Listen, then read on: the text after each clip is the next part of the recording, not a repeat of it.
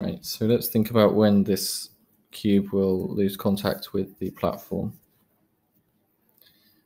The cube will, as soon as it loses contact, or even what I suppose it will always want to be accelerating downwards at g. That's what keeps it on the table, I suppose. So if the platform was accelerating downwards with less than g, or if the platform were accelerating upwards, they would maintain contact.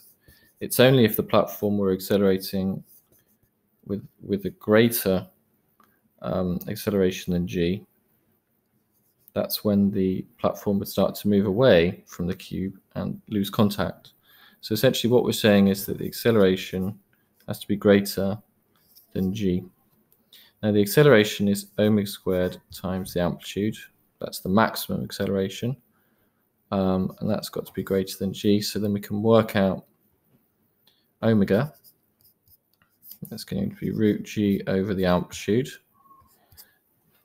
I'm just going to work that out. So that's 9.81 divided by 0.002, taking the square root, and that gives me 70.0 radians per second.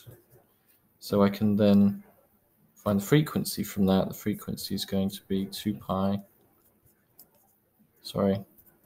omega over 2 pi. So I divide that by 2 pi, and that gives me 11.1 hertz. At what point in the oscillation will this happen? Well, at what point is there the greatest downward acceleration? That's going to be at the top,